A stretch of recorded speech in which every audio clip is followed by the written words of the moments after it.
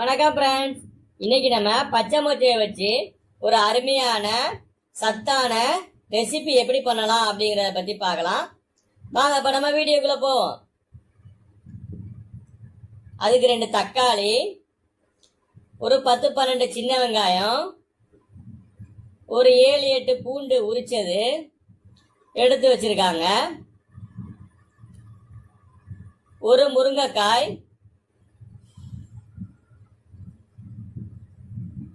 குட்டியா ஒரு உருளைக்கிழங்கு, 4 கத்திரிக்காய் குட்டியா, நெல்லிக்காய் அளவு புளி, பழைய புளியா எடுத்துக்கங்க, அப்பதான் டேஸ்ட் நல்லா இருக்கும்.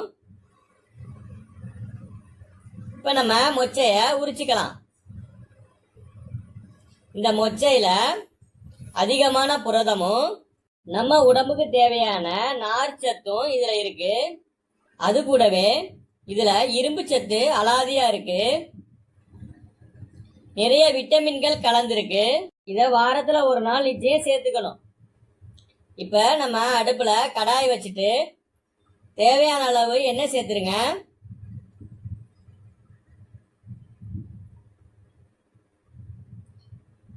ஒரு ஸ்பூன்ல கொஞ்சம் கடுகு உளுந்தம் பருப்பு போட்டு தாளிச்சுக்கலாம். கொஞ்சம் சோம்பு,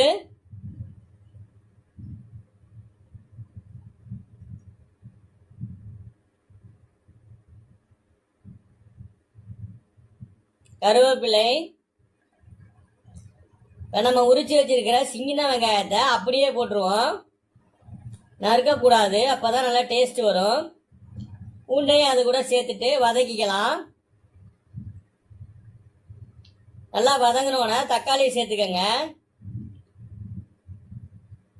தக்காளி நல்லா வதங்கும் போது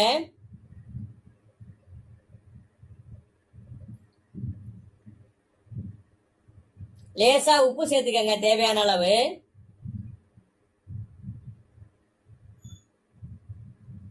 இப்ப நம்ம நறுக்கி வச்சிருக்கிற முருங்கைக்காய், கத்திரிக்காயை நம்ம அது கூட சேர்த்துக்குவோம். இப்போ மொச்சையும் அது கூட சேர்த்துட்டு நம்ம ஆல்ரெடி உரிச்சு வச்சோம்ல அந்த மொச்சையும் அது கூட சேர்த்துப்போம். எல்லாத்தையும் நல்லா வதக்கிக்கலாம்.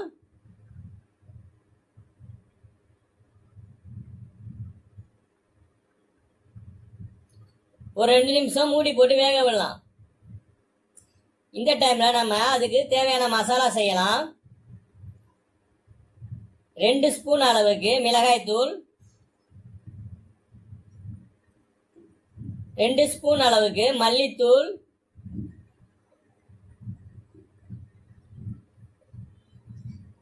தேவையான அளவு உப்பு, புளியை தண்ணி ஊற்றி ஊற வச்சிருக்கோம், அதை நல்லா கரைச்சி அது கூட சேர்த்துக்கலாம்.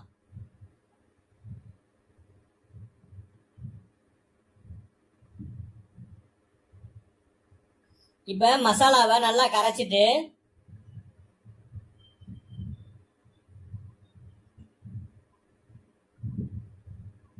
நம்ம வதக்கி வச்சிருக்கிற காய்கறி மொச்சையோட சேர்த்துக்கலாம்.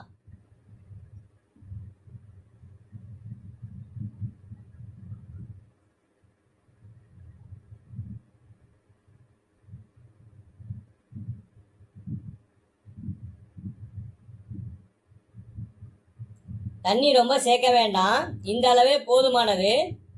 நல்லா வெந்து நல்லா சுண்டி வரும், சாப்பிட அருமையா இருக்கும். மூடி போட்டு வச்சிருவோம். இப்ப நான் குக்கர்ல ஒரு 1/4 கப் அளவுக்கு துவரம்பருப்பு எடுத்திருக்கேன். நம்ம பருப்பு கீரைய ஆஞ்சி கழுவிட்டு வச்சிருக்கோம்.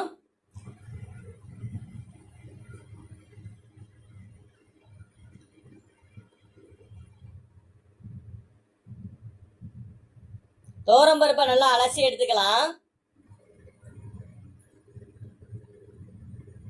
அது கூட ஒரு 2 டம்ளர் தண்ணி சேர்த்துட்டு அடுப்புல வச்சு கொஞ்சம் வேக வச்சுக்குவோம். அந்த டைம்ல ஒரு 3 பச்சை மிளகா, ஒரு தக்காளி, ஒரு 5-6 சின்ன வெங்காயம், ஒரு 3 பூண்டு எடுத்துக்கலாம். அதை லேசா வெட்டி வச்சுக்குவோம். இப்போ நம்ம பருப்பு கீரையை கொஞ்சம் பொடியாக நறுக்கிக்குவோம். பொடியா நறுக்கின பருப்பு கீரையை குக்கரில் சேர்த்துட்டு நம்ம ஆல்ரெடி வெட்டி வச்சிருக்கிற வெங்காயம், தக்காளி, பூண்டு அது கூட சேர்த்துக்குவோம்.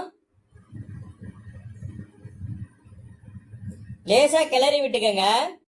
அப்படியே நல்லா வெந்ததுக்கு அப்புறம் அதை அப்படியே வச்சு கடைஞ்சிக்கலாம். கடைஞ்சா உங்களுக்கு இந்த மாதிரி வந்துடும்.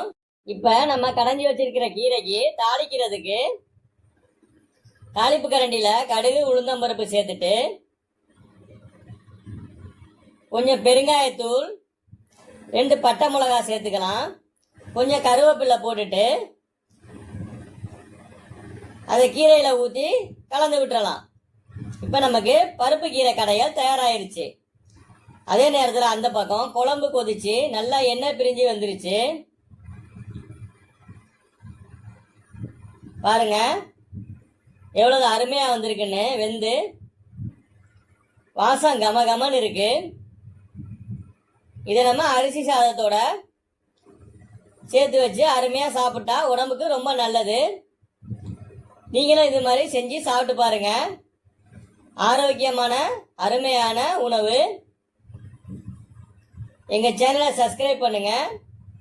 உங்க கருத்துக்கு கமெண்ட்ல சொல்லுங்க.